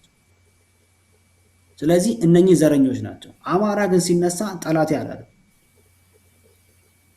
ኦነግ ጠላት ነው፣ ምንም ጥርጥር የለውም። ትህነግ ጠላት ነው፣ ምንም ጥርጥር የለውም። በእጃቸው በደም የታጠበ ወንጀለኞች ናቸው። ኢትዮጵያዊነትንም ሆነ ኢትዮጵያን የትግራይን ህዝብም ሆነ የኦሮሞን ህዝብ ግን ጠላት ነው። ዛሬም የሚታገለው ፋኖ በተደጋጋሚ ጥሪ ሲያቀርብ ነው የምንሰማው አይደል እንዴ? በአንድ ኢትዮጵያ ለመኖር ነው እንጂ ከኢትዮጵያ ገነጠላለሁ የሚል አማራ እየታገለ አይደለም ያለው። ስለዚህ አማራ ኢትዮጵያን ወደ ክብሯ ለመመለስ ማንነቷን ወደ ማስከበር ታሪኳን፣ ስሟን፣ ሰንደቋን ለማስጠበቅ እየታገለ ያለ እንዴት ስጋት ይሆናል? ስጋት አይሆንም። ይሄንን ፕሮፓጋንዳ ግን እየዘሩ ያሉት ጸረ ኢትዮጵያ የነበሩ ኢትዮጵያን አጥፍተው አማራ ነው እንግዲህ ተከላካይ የነበረውና አማራን ሲያጠፉ ኢትዮጵያን ማጥፋት እንችላለን ብለው የራሳቸውን ትንንሽ ሀገር ለመመስረት የሚለፉ ሌቦች ነበሩ ወይም ዘረኞች። እነሱ ናቸው ይሄንን እኮ እየተናገራሉ። እንዳለመታደል ግን ይሄንን የሚያምን አማራ አለ። አማራ ብሔረተኛ መሆን አለበት ብለን ስንጀምር እኮ ኦሮሞ ወይም ትግሬ አይደለም የተቃወመው፣ የአማራ ልጆች ናቸው እኮ የተቃወሙት። ዛሬ እየተሸነፉ ስለመጡ የገባው አማራ ቁጥሩ እየጨመረ ስለመጣ ዛሬ የኃይል ሚዛኑ ተገልብጧል። የአማራ ብሔረተኝነት የማይቀለበስበት ደረጃ ላይ ደርሷል። ወደ አሸናፊነት እየመጣ ነው። ለወዳጅም ለጠላትም ግን መታወቅ ያለበት የአማራ ብሔረተኝነት ተከላካይ ብሔረተኝነት፣ አትግደሉኝ ብሎ የተነሳ ራስን ለማዳን የተነሳ እንጂ ማንንም ጠላቴ ብሎ የተነሳ አይደለም። ዛሬም ለኢትዮጵያዊነት ቀናይ ነው። በኢትዮጵያ ውስጥ ለሚኖር የትኛውም ነገድ አብሮ ለመኖር ተላምዶ ለመኖር ድሮም አብሮ የኖረ ህዝብ ነው፣ ወደፊትም የሚኖር ነውና የትኛውም በኢትዮጵያ ውስጥ የሚኖር ወዳጅም ሆነ ጠላት ሊሰጋ አይገባም። ተራ ፕሮፓጋንዳ ነውና የአማራ ብሔረተኝነት መደገፍ ያለበት ኢትዮጵያን የሚያድን ጤነኛ ብሔረተኝነት ነው። ይሄ ነው መሆን ያለው። በጣም ነው የማመሰግነው። አዎ እንግዲህ ምናልባት ይህንን ጉዳይ እንደ ትግል ይሄ የአማራ የህልውና ትግል ብዙ ብዙ ብዙ መስዋዕትነት ተከፍሎበት ነው እዚህ የተደረሰውና ከዛ አኳያ ምንድን ነው እንዲህ አይነቱን ነገር ሲሉ የግድ ማቅረብ ማየት አለብን። ህብረተሰቡም ማወቅ አለበት፣ መረዳት አለበት። ሁሉም እኩል ያስባል ማለት አይደለም። አንድ መታየት ያለበት ቅድም እንዳውም ከመግቢያችን ላይ ላነሳ ሞክሬ ነበረ። ወያኔዎች እንግዲህ ያስተማሩት እንትኑን ያን የተዋጊያቸውን ህዋቶች ያን ሲያስተምሩ አባይን ከተሻገራችሁ በቃ አለቀ ጦርነት መንግስት እንይዛለን የሚል ስለነበረ የባህር ዳር ላይ ያለውን አባይ ከተሻገሩ በኋላ እኔ የማውቀውን ምነግራችሁ እንዲሁ ዝም ብሎ አይደለም የማውቀው ተጨበጠ ነገር ነው እና ከተሻገሩ በኋላ በቃ ጨርሰናል ያሉ አሉ። አረ እንደሱ አይደለም ያላቸው ክፍል ነበር ዛሬ እነሱ እንደዛ ያወሩ ነበር ማለት ነው። እና አባይ የሚለውን ብቻ ነው ያዩት። አባይ የሚለውን አሁንም 4 ኪሎ የሚለውን ብቻ ማየት የለብንም። 4 ኪሎ የሚለው ብቻ አይደለም መሆን ያለበት። 4 ኪሎ ማለት ሞያሌ ነው። 4 ኪሎ ማለት የጅቡቲ መውጫ ነው። 4 ኪሎ ማለት የወለጋ መውጫ ነው። ወይንም ሌሎች ተመሳሳይ የሆኑት 4 ኪሎ ናቸው። እነኛ ቅድሚያ በፋኖ በኩል በከፍተኛ አመራሮች ሊታሰብበት ይገባል። ከወዲሁ እና ተወርዋሪ ኃይሉ በእርግጥ ከፍተኛ የፋኖ እንቅስቃሴ እያዘጋጁ ነው። ወታደራዊ ኃይሉን እየገነቡ ነው። የሚጠረን ማለት እንዲህ በደንብ አመራር ተሰጥቶት በአመራር ሊንቀሳቀስ የሚችል እንዲሁ በወኔ ብቻ ሳይሆን በአመራር ተሰጥቶት በወታደራዊ ይሄ ያለውን አሁን ወዲያ ወዲህ የሚለውን የአብይን ጠባቂ ወይንም የኦሮሞማን ስልጣን ጠባቂ ሰራዊት ሳይሆን ትክክለኛ ሰራዊት የሚሆንበትን ሁኔታዎች እያስያዙት ነው። እኔ አሁን በቀደም ዕለት የተመረቀውን እኔ ታጠቅ ጦር ሰፈር ወይንም ሌላ ጦር ሰፈር ሄዶ የሰለጠነ አይነት ነው የምታየው። በፋኖ እንግዲህ ፋኖ እየተዋጋ የሚያሰለጥን ነው፣ እየተዋጋ የሚያደራጅ ነው። ከዛ አኳያ ይሄን ነገር ደግሞ አያውቁትም ማለት አይደለም፣ አይገነዘቡትም ማለት አይደለም። ግን ሁልጊዜም ለልጆቻችን ለወንድሞቻችን ማሳሰብ አለብን፣ ለእህቶቻችን ማሳሰብ አለብን። ምክንያቱም ሁልጊዜም ማንሳት አለብን። ትግሉ እስኪጠናቀቅ ይሄ የሚፈለገው ቦታ ላይ እስኪደርስ ድረስ ማሳሰብ፣ መግለጽ፣ መንገር አለብን እያንዳንዱን ጉዳይ። ከዛ የሚፈልጉትን እነሱ ያገኙታል። ነጥቡን የሚፈልጉት ነገር ካለ ይደግፋቸዋል። ያ ሐሳብ ማለት ነው። እና ከዛ አኳያ በጣም አስፈላጊ ነገር ነው። ምክንያቱም መውጫ በሮችን ለመዝጋት ተወርዋሪ ኃይሉ ከወዲሁ ያንን ኃይላቸውን ለዚህ ጉዳይ ለመዋጋት ይሄኛውን ለመዋጋት ብቻ አይደለም ለማስቀረት የሚችል ወይንም ሌላም ዘዴ ካለ ሌላውን ዘዴ የሚጠቀሙበት ሁኔታዎች መኖር መቻል አለባቸው። እንደ ምሳሌ አንድ ነገር ላነሳ እችላለሁ። አንድ ቤተሰብ በሙሉ ቤተሰቡን አውጥቶ ጨርሶ እሱ ብቻ ነው ያለው የዘመኑ ስልጣን ባለስልጣን ማለት ነው። በሙሉ ዘመዶቹ ወጥቷል። ጎረቤቶቹም የቀሩ አይመስልም። ጎረቤቶችም ራሱ የሚወዳቸውን ጎረቤቶችም የላከ ይመስለኛል። አሁን የቀረሱ ብቻ ነው። ስለዚህ እሱ አሁን ምንድነው አብይ ሸርተት አለ ሲባል ወይ በሞያሌ ወይ በሆነ ነገር ወይ አውጥቷል። ቤተሰቡ ሲወጣ ገንዘቡም ወጥቷል። አሁን ያለ እሱ ብቻ ሹፌርና ምናምን እሱ ብቻ ጠባቂ። እንዲህ አይነት ሰዎች አሉ። አሁን እዛ ኢትዮጵያ ውስጥ በዚህ ስልጣን ብልጽግና በሚባለው መዋቅራቸው ውስጥ ከፍተኛ የሆነ እንዲህ አይነት ነገር አለ። እንግዲህ ቤተሰቡን አውጥቶ ጨርሶ እንደዚህ አይነት ሁኔታ የሚሆንበት ሁኔታዎች አሉ። ይሄንን ግምት ውስጥ ፋኖ አስገብቶ ያ ሰው ቢጨበጥ የወጣውን ገንዘብም ሊያስመልስ የሚችልበት ደረጃም ይደርሳል ማለት ነው። የወጣውን ገንዘብም ሊያስመልስ ይችላል እና ይሄ ከወዲሁ ተዘጋጅቶ አንድ ሰው ምን ያህል ሊያባክን እንደሚችል ከሀገሪቱ ገንዘብ ምን ያህል ሊያባክን እንደሚችል ግምት ውስጥ አስገብተው በአንድ ሰው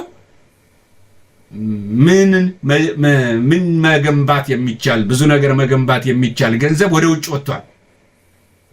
ያን እንዴት ማስመለስ እንችላለን የሚለውን ከወዲሁ አብረው ቢያዩበት። ለዚህ ነው ተወርዋሪው ሰዎቹን ለፍርድ ማቅረብ ፍትህ ያስፈልጋል።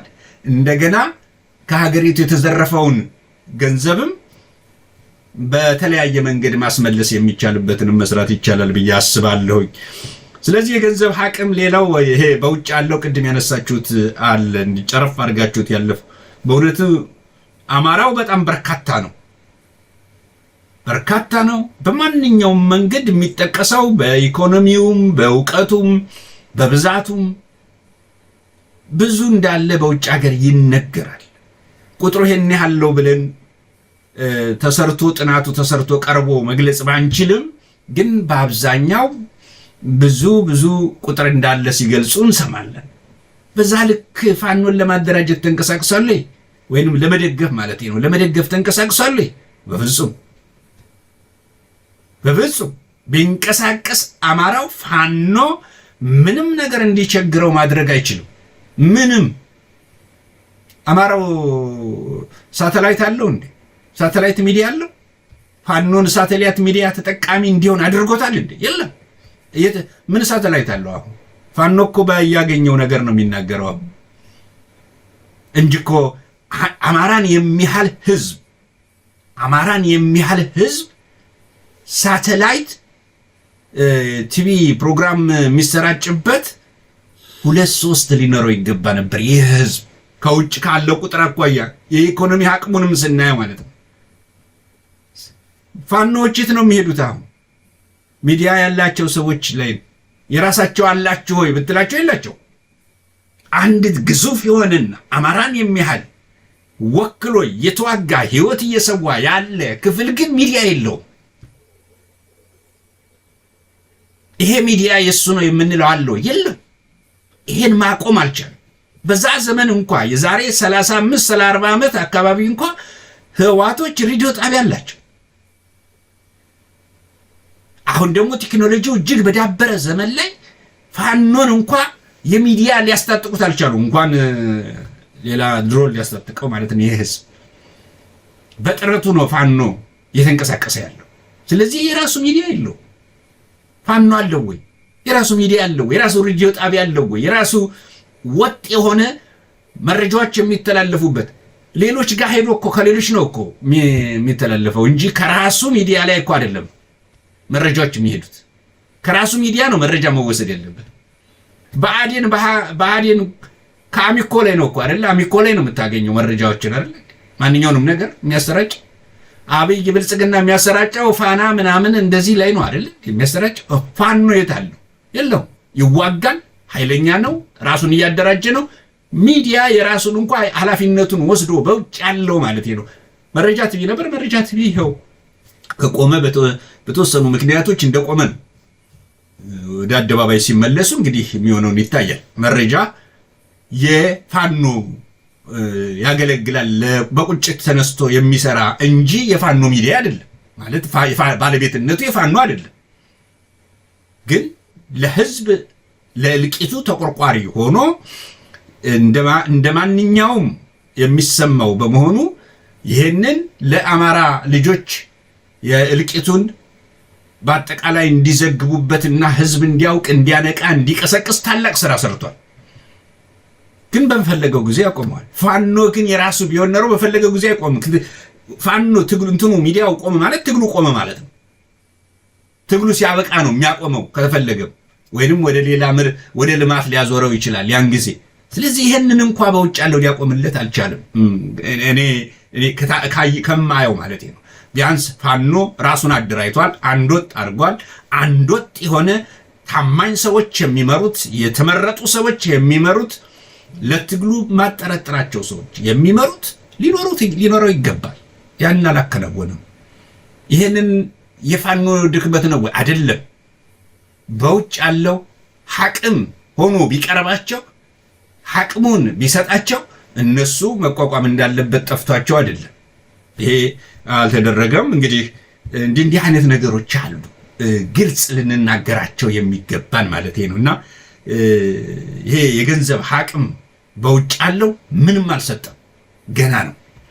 እንግዲህ እናንተም እንደምታስታውሱት በእውነቱ ከዚህ በፊት ከተወሰነ ዓመት በፊት በነበሩ ችግሮች፣ በመፈናቀሎች፣ በስደቶች የጀርባ አጥንት በመሆን ስትሰሩ ነበር። በሚደረጉ ስብሰባዎች፣ በሚደረጉ መዋጮዎች፣ ቢያንስ የቴክኒካል እገዛው አልፎ ተርፎ ፕሮግራምም እየመራን ይሄ ሁሉ ሲከናወን አይተነዋል።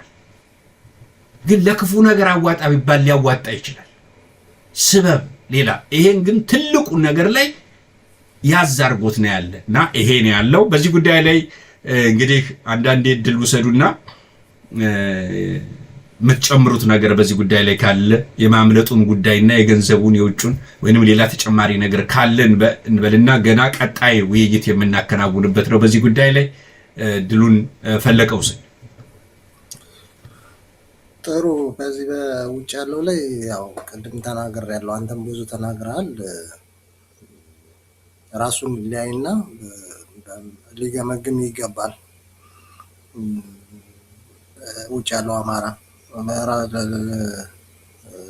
ራሱን ሊያይ ይገባል። አማራን ከሆነ ማለት ነው የሚቆጨው ከሆነ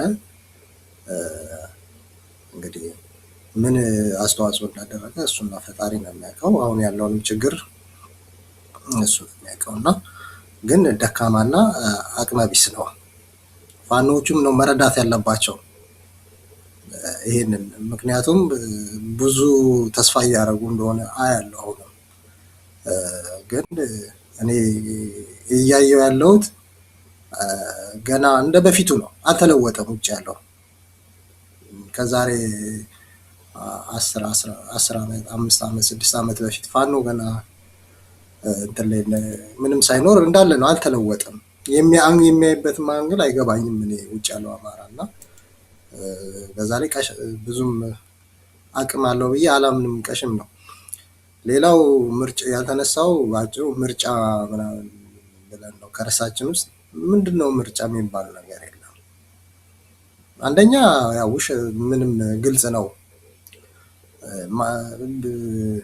በምርጫ የሚመለወጥ ነገር የለም። እንግዲህ ምርጫ ብሎ የሚመርጠው ሰውዬ እንግዲህ ሊኖር ይችላል። በጉልበትም በመሳሪያም አቅም ሊያደርጉት ይችላሉ ባላቸው ሁኔታ ማለት ነው። እና ያው እንግዲህ የሚመርጠው ሰውዬ ግደለኝ ብሎ ነው የሚመርጠው። ሌላ ምን ብለህ ትመርጣለህ?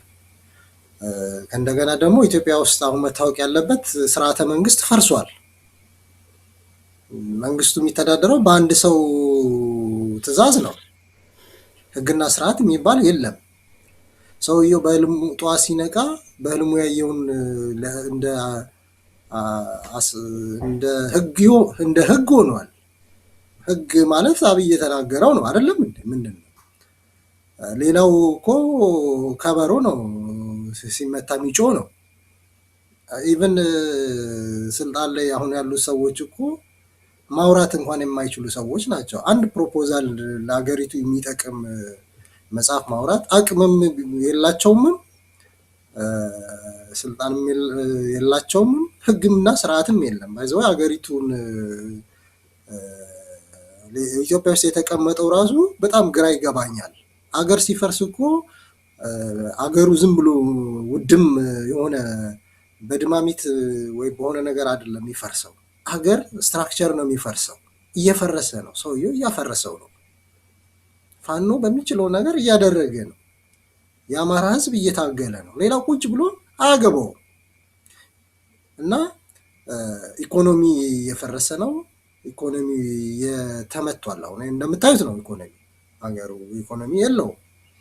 ህዝቡ በጣም ግራ ይገባኛል እውነት። ሲጫንበት አሜን እያለ ነው የሚኖረው። እኔ የኢትዮጵያ ህዝብ ራሱ ምንድን የሆነው ዝም ብሎ በዝምታ የሚሞት ህዝብ ነው። ሌላው እና በዝምታ እያየ ነውና ሌላው ደግሞ እኔ እንግዲህ አይገባኝም። አገሬ ብሎ የሚኖር ሰው መታገል አለበት ሀገሩን ማዳን ከፈለገ። ለሌላው መስዋዕትነት ዝም ብሎ ቁጭ ብሎ ማየት የለበትም። ሌላው ስለ አማራ ነው የምናገረው። የአማራው ወጣት ወደ ፋኖ መትመም አለበት። አማራጭ የለውም፣ ምርጫ የለውም። ፋኖን በሰው ኃይል ማጠናከር አለበት። አማራ የሆነ በሙሉ ማጠናከር አለበት። ወደ ፋኖ ኃይል መትመም አለበት። ውጭ ያለው ዲያስፖራ ዝም ብሎ አይነታረክ፣ ከቻለ ይርዳው፣ ፋኖ በየትኛውም ሁኔታ እርዱም ብለዋል። መርዳት ነው፣ አግዙም ማገዝ ነው። ትግል እኮ ዝም ብሎ ቃቃ አይደለም። ነፍስ ህይወት የሚጠፋበት ከባድ ትንቅንቅ ያለበት ቦታ ነው እና መርዳት ነው። ካልቻለ ደግሞ አርፎ መቀመጥ ነው። ካልፈለገ ይተዋቸው። ዝም ብሎ አይመጻደቅ። ውጭ ያለው አማራ ከቻለ ይርዳ፣ ካልቻለ አርፎ ይቀመጥ። አሁን ዝም ብሎ የሚቀለድበት ወቅትም አይደለም።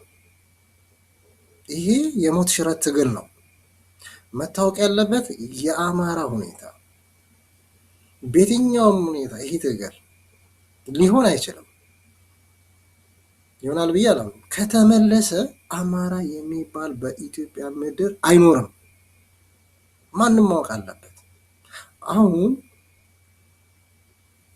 ስለዚህ ፋኖዎችን ማገዝ ነው የሚያስፈልገው።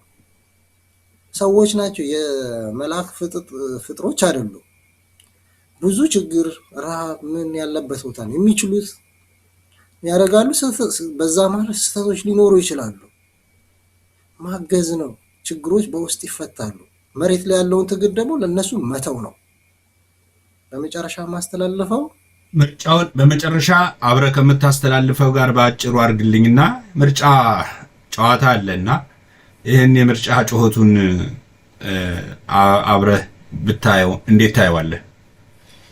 ነገርኩ ሊያደርገው ይችላል የተወሰነ ቦታ ላይ፣ ግን የሚለወጥ ነገር አይኖርም። ፋኖች በሚችሉት መጠን መስራት አለባቸው። አማራው እዚህ ነገር ውስጥ መሳተፍ የለበትም። ይህንን ሁኔታ ህጋዊ ለማድረግ ነው ሩጫው። እንግዲህ ህጋዊ መንግስት ነኝ ለማለት ነው አይደለም? አማራው በዚህ ላይ ይህን በማስቆም ሌላውም ኢትዮጵያዊ ቢኬድ እድሜው ያጥራል። መንግስት ነኝ ማለት አይችልም። ከዛ በኋላ ወደ ሌላ ወደ አዘጋጀው ኃይል ሊሄድ ይችላል። ይህን ስርዓተ መንግስት አገሪቷን ሳይፈርስ መቆጣጠር ይቻላል፣ ብዙ ጉዳት ጥፋት ሳያደርስ። ሩጫው መንግስት ነኝ ለማለት ነው። ምርጫ ግን አይሳካም። ይሄ እንዳይሆን ደግሞ ሁሉም ኢትዮጵያዊ ሊረባረብ ይገባል። ሌላ ተጨማሪ እልቂትና መንግስታዊ ስልጣን ይዤ የተመረጥኩ መንግስት ነኝ ብሎ ሌላ ጥፋት ለማድረስ ነው እንጂ ይሄ መንግስት ምንም ፕሮፖዛል አገሪቱን የሚያሳድግ አንድም ፕሮፖዛልና እቅድ የለውም። ያለውን በጀት የቀረችውንም አሟጦ ተጠቅሟል። እኔ እኮ በጣም የሚያስፈራኝ ከጦርነቱም በላይ ይሄ ሀገር ሰርቫይቭ ያደርጋል ብዬ የማስበው ምንድን ነው? የለም ኢኮኖሚውን ዜሮ በልቶታል። ሌላ ኮዳ ነው ራሱ ይሄ ሀገር ይቆማል ወይ? ስለዚህ ይህን ጥፋት በጊዜ ማስቆም ይገባል። ሌላውም ኢትዮጵያ ዝም ብሎ ማየት የለበትም። በምርጫ ምናምን እያሉ እያጭበረቡ የትኛው ምርጫ ፉክክር እኮ ተቃዋሚ ወይ ደግሞ የሚገዳደር ኃይል ሲኖር ነው አይደል? የለም ሀገር ውስጥ እንኳን ተቃዋሚ ግለሰቦች እንኳን ማውራት አይቻልም። እንኳን ማውራት መኖር ከባድ ነው። ስለዚህ ኢትዮጵያዊ እንግዲህ ቁጭ ብሎ የሚያየው ስራው ያውጣው። አማራው ግን መረባረብ አለበት። ለዚህ ነው ወደ ፋኖ መትመም አለበት ወጣቱ ብዬ የምናገር። አይሰራም እንደዚህ አይነት ነገር። እሺ፣ በጣም አመሰግናለሁ ፈለቀ። ቀጥታ ይሄንኑ ጥያቄ አጠቃላይ የመጨረሻ ጉዳይ ነውና ወደ አየነው ልውሰደው። አየነው በዚህ ለፈለቀ ባነሳውት ጉዳይ ላይ አንተስ ምንድን ነው ያለህ አስተያየት? እሺ ጋይስ ዋሉ እንግዲህ አመሰግናለሁ። ያው ምርጫው እንግዲህ ፈለቀ እንዳለው የውሸት ምርጫ ነው። ባጭሩ የአብይን የመግደያ ማሽን ለማስቀጠል እሱን ህጋዊ ፈቃድ ለመስጠት የሚደረግ ነገር ነው። ከዚህ በፊትም እንግዲህ ምርጫ አካሂዷል። የኛው ጉዶች ጊዜው አሁን ነው ብለው ሲያጭበረብሩ ነበር። ከሱ ጋር አብሮ የምናስታውሰው ነገር ነው። ከዛም በኋላ የሆነውን አይተናል፣ እንዴት የአማራ ህዝብ እንደተካደ ማለት ነው። ባጭሩ ምርጫው አብይን ለማስቀጠል የሚደረግ ወይም ደግሞ በዓለም አቀፍ ፊት ህጋዊ ለማድረግ የሚቀጠል ድራማ ነው እንጂ እውነተኛ ምርጫ አይደለም። ስለዚህ እውነተኛ ኢትዮጵያውያኖች ካሉ ያው ምርጫውን ባለመሳተፍ ነው ህዝብ መደገፍ የሚቻለው። በተለይ አሁን እንግዲህ እንዳየው ቅድም በባለፈው ምርጫ ላይ አብኖችን ለማግነን ተሞክሮ ነበር። ጊዜያዊ ነው ተብሎ ድራማ ተሰርቷል። አሁን ደግሞ ኢህአፓ የሚባል ድርጅት ስም ሰጥተው የሆነች ወጣት ለማግነን እየተሞከረ ነው ያለው፣ አማራውን ለማታለል።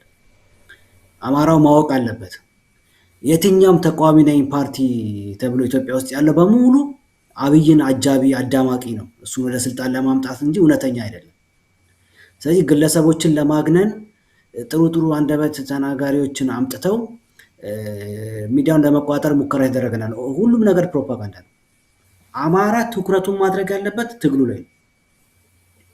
በምርጫ የሚመጣ ምንም ተስፋ አማራ መጠበቅ የለበትም፣ ሲታለልም መኖር የለበትም፣ ማሸነፍ ነው ያለበት። አለቀ። ይሄንን ሰውዬ ከስልጣን ማባረር ነው እንጂ በምርጫ የሚመጣ ምንም አይነት ድህነትም ሆነ ነፃነት የለም ለአማራ። በእርግጠኝነት ፋኖ በሚቆጣጠራቸው አካባቢዎች ምርጫ እንደማይካሄድ እርግጠኛ ነኝ። ፋኖ በማይቆጣጠራቸው አካባቢዎች ነው ሊካሄድ የሚችለው። በጉልበትም ቢሆን ይካሄዳል፣ በሌላውም የኢትዮጵያ ግዛት ውስጥ ሊካሄድ ይችላል እና የተቀረው ኢትዮጵያዊም ሆነ የአማራ ወዳጅ አቅሙ በፈቀደ መጠን ምርጫው ላይ ባለመሳተፍ ነው እንግዲህ ይሄን ትግል መደገፍ ያለበት። ተቋሚ ነኝ ባይ የሚሉ ኮልኮሌዎችም እንግዲህ ተቀጣሪዎቹ ምንም ማድረግ አይቻልም። እውነተኛ ካሉ ግን ምርጫው አስፈላጊ አይደለም፣ አገሪቷ ጦርነት ውስጥ ባለችበት ሁኔታ ምርጫ አስፈላጊ አይደለም ብለው ቦይኮት ማድረግ ወይም መቃወም አለባቸው ማለት ነው። ካልሆነ ግን የአማራ ህዝብ ግልጽ ሊሆንለት የሚገባው ምርጫው የውሸት ድራማ ነው፣ አብይን ለማስቀጠል የሚደረግ ነው። መፍትሄው ማሸነፍ ስለሆነ ቅድም ፈለቀ እንዳለው የአማራ ወጣት ወደ ምርጫ ጣቢያ ሳይሆን ፋኖች ወዳሉበት አካባቢ ነው መቀላቀል ያለበት። ቤቱ ቁጭ ቢል ወይ በብአዴን በመንግስት ይገደላል ወይም ደግሞ በተባራሪ ጥይት ከሁለት አንዱ በሚተኮሰው ሊሞት ይችላል። ቢያንስ ለወገኖቹ ወድቆ ቢሞት ይሻላል አንድ ጠላት ጥሎ ማለት ነው። እና ወጣቱ ትምህርት የለም፣ ስራ የለም፣ ሕክምና የለም። እንደምናውቀው ነው 3 ዓመት አማራ ክልል ተዘግቷል። ስለዚህ ወጣቱ ዝም ብሎ በጨለማ ከሚሰቃይ ይብዛ የሚነስም ያለውን የፋኖ ትግል ተቀላቅሎ ትግሉን አፍጥኖ ወደ አዲስ አበባ የሚያደርገውን ጉዞ ቅድም እንደተነጋገር ነው እንግዲህ የጊዜ ጉዳይ ነው። ኃይል መገንባቱ ላይ ቢተባበር ነው የሚሻለው። ስለ ምርጫ ወሬ አቁሞ ማለት ነው። እንግዲህ ምርጫውን በተመለከተ ይሄ ነው ያለኝ።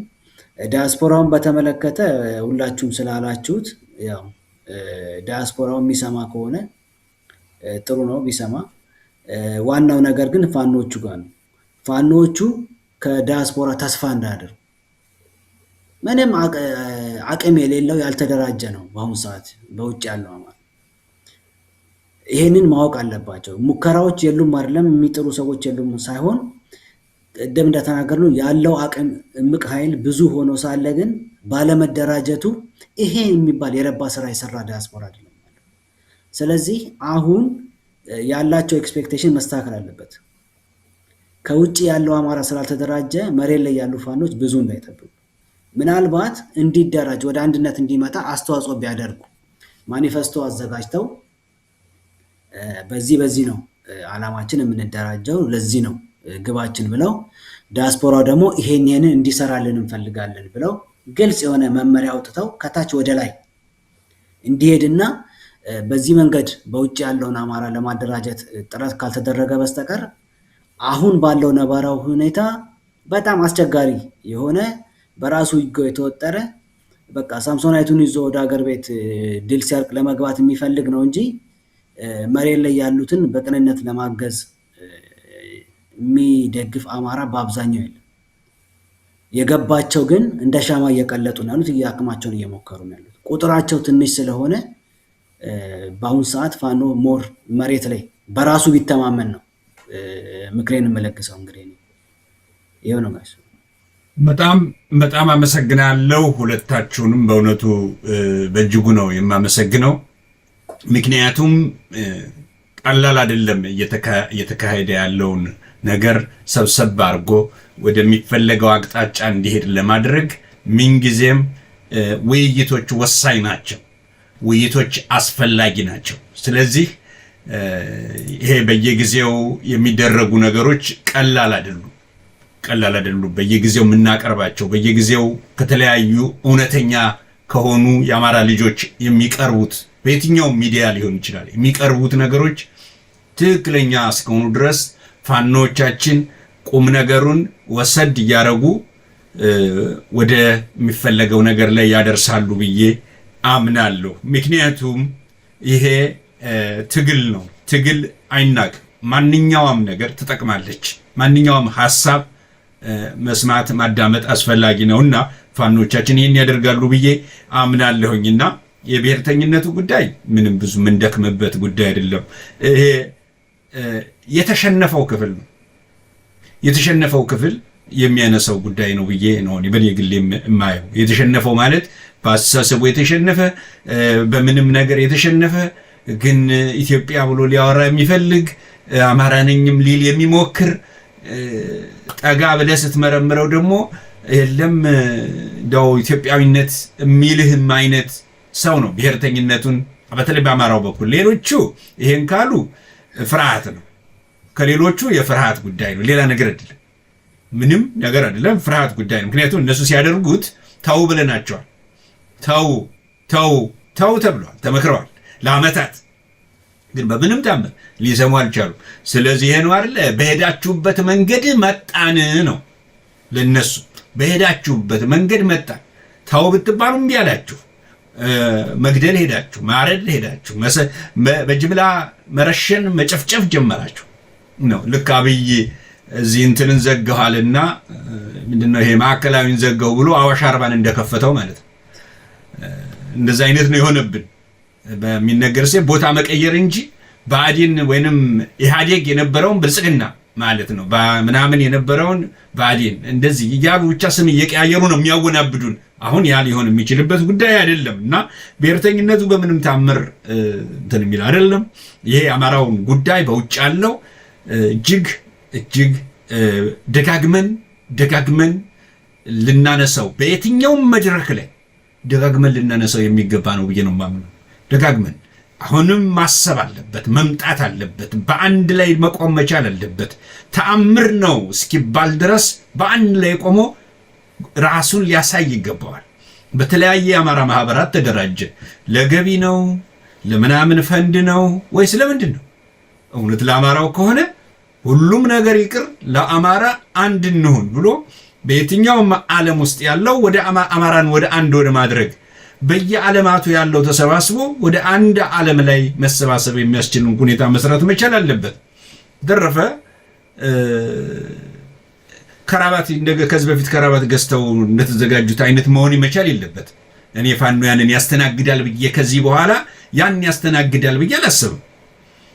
ያን ካረገ የትም አይደርስም ፋኖ ማለት ነው። የከራባት የገዛውን እዚያው እንዲታነቅበት ማድረግ መቻል አለባቸው። እዛው ታንቆ እንዲቀርበት ካደረጉት አለቀ። ያ ነው ስራ። ውጤታማ የሚሆነውም ያ ነው። ይሄ ደግሞ ሁሉም አሁን በአፋብን ውስጥ ያሉት አመራሮች ሊያውቁት ይገባል። በምንም ተአምር የመለማመጥ ምን የማለት ጉዳይ አይደለም፣ የእውነተኝነት ጉዳይ ነው መከተል መቻል የለባቸው። ያን ካረጉ ድሉ አጭር ይሆናል። የሚከፍሉት መስዋዕት ህይወት ነው እየከፈሉ ያሉ። ህይወት እየከፈሉ ባሉበት ሁኔታ ላይ በምንም ተአምር እዛ ጨዋታ ውስጥ በእነሱ ላይ ጨዋታ ሊሰራ የሚችልበትን ሁኔታ ነቅተው አንዱ ከአንዱ አሁን ሊለያዩ የሚችሉበትን ሐሳብ የሚያመነጭ እንኳ ካለ ካመጣላቸው ነገሩን ምን እንደሆነ አይተው ጸጥ ሊሉ የሚችሉበትን ሁኔታ መፍጠር መቻል አለባቸው። ምክንያቱም አቅም አለው በውጭ ያለው እነሱ ጠይቀው ሳይሆን ራሱ ተሰባስቦ ተደራጅቶ አንድ ሆኖ አንድ የገቢ ምንጭ ማሰባሰብ ይችላል በውጭ ያለው። ያን ማድረግ አልቻለም። ያን ካልቻለ በጣም ችግር አለ ማለት ነው። ይሄ ምርጫን በተመለከተ ፋኖች ወይንም እንደ ህዝብ ወጣቱ ብቻ አይደለም። እናንተ ወጣቱ ብላችኋል ቅድም። በእኔ ግን አስተያየት ያው ፋኖችም ከአድማ ብተና ከሚኒሻ ነጥለው ሊያዩዋቸው አይገባም ባይ ነኝ። ይሄ በምርጫ እወዳደራለሁ ካለ እንደ አንድ ሊወጋቸው እንደታጠቀ ሰራዊት ማየት መቻል አለባቸው። ያ ሊወጋ የታጠቀውን ሰራዊት ምን እንደምታደርገው ይታወቃል። ስለዚህ ሊወጋቸው እንደታጠቀ ሰራዊት በምርጫ ሊያጭበረብር በአማራ በሚባለው አካባቢ ላይ በምርጫ ስበብ እንዲያረጋለሁ የሚል በየትኛውም ወረዳም አውራጃም ወይንም ምናምን በተባለው ይሄ ክልል ዞን በተባለው ላይ የሚንቀሳቀሰው መሳሪያ ይዞ እንደተኮሰባቸው አድርገው ደምድመው መግለጫ አውጥተዋል። ባለፈው በዚህ ጉዳይ ላይ መግለጫ ሰጥተው ለሰራዊታችንም ትእዛዝ ሰጥተናል ብለዋል። አዎ አድርገዋል። ይሄ ምረት የለሽ የመግለጫ ብቻ አይደለም፣ በተጨባጭ ትእዛዝ ሰጥተናል ብለዋል። ትእዛዝ ለሰራዊቱ እርምጃ እንዲወስድ ትእዛዝ ሰጥተናል። በቃ ያ ነው መፈጸምም ካለበት ይሄ ነው። እንግዲህ አሁን በከፍተኛ ደረጃ አድማ ብተናውም ማለት አንዳንድ አማራው እንዲዋጋ ለማድረግ አብይ የሸረበው ሴራ እየከሸፈ ይመስለኛል። ከዚህ በፊት በነገራችን ላይ በማማ ላይ ገልጸነዋል። አማራው አደራይቶ ይሄ ሚኒሻውንም አድማ ብተናውንም ምኑንም አደራይቶ ከፋኖ ጋር ውጊያ እንዲያደርግና ሰራዊቱን እሱ ወደ ሌላ አቅጣጫ የሚያዞርበትን በዚህ ሰበብ ተወያይተው ያከናወኑት ነገር አለ። አሁን ያ ሊሰራላቸው አልቻለም። የተወሰነ ቦታ ላይ ያንን ሙከራ አድርገዋል።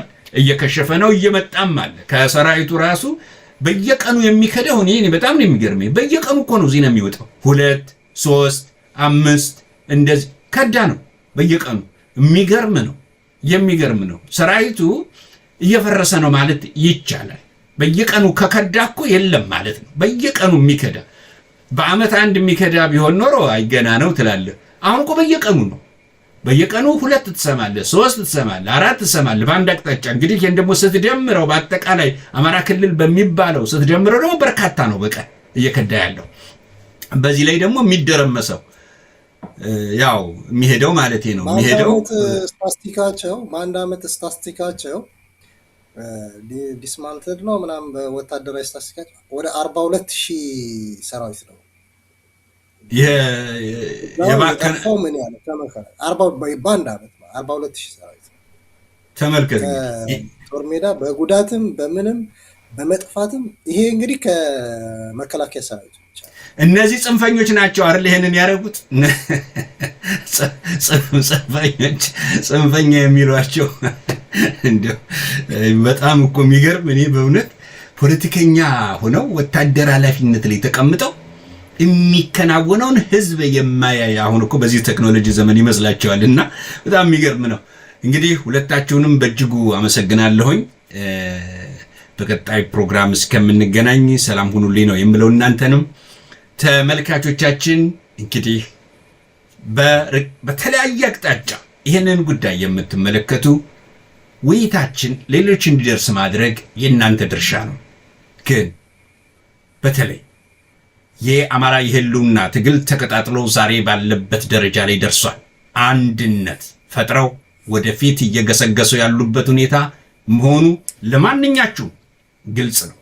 ታዲያ በተለይ የሚኒሻ ወገን ያላችሁ፣ የአድማ ብተና ወገን ያላችሁ ወይንም የካድሬ ወይንም የተለያዩ በዚህ በባዕዴን ዙሪያ ላይ ወዲያ ወዲህ የሚል ካላችሁ እንዴት ከወዲሁ ወጥቶ ወደ ሰላማዊ ሁኔታ ሊቀላቀል የሚችልበትን ወደ ፋኖ ነገ ቤተሰቦቹም እሱም ሰላም ሊሆኑ ወደሚችሉበት ደረጃ ላይ ሊቀላቀል እንዲችል ማድረግ እንዴት ያቅታችኋል?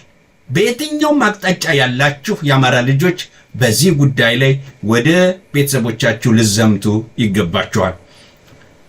ያው አስከሬኑ እናንተ ጋር ሳይደርስ እንደሚቀር ይታወቃል።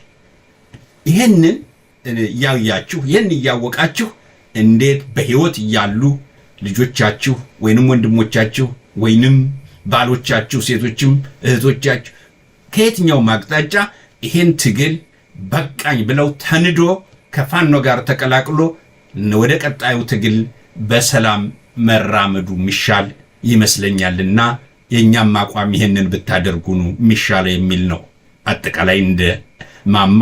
ስለዚህ በቀጣይ ፕሮግራማችን እስክንመለስ ድረስ እስከዛው ሰላም ቆዩልን። መልካም ጊዜ።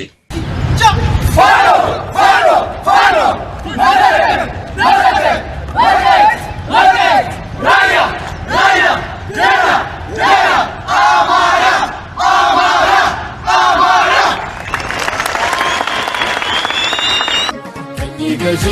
ያልደፈረን ባህር ጠላት ያልበደለን አማራነትን ተላብሰን አማራነትን ተኩለን ነፃ ህዝቦች እንደነበር ነፃ ህዝቦች እንሆናለን። አማራንን ነፃ ህዝቦች ታሪክ ባምዱ የዘከረን ቅኝ ገዢ ያልደፈረን ባህር ጠላት ያልበደለን አማራነትን ተላብሰን አማራነትን ተኩለን ነፃ ህዝቦች እንደነበር ነፃ ህዝቦች እንሆናለን። ከአገር ዘርፈን የማንከብር ቅርስ አውድመን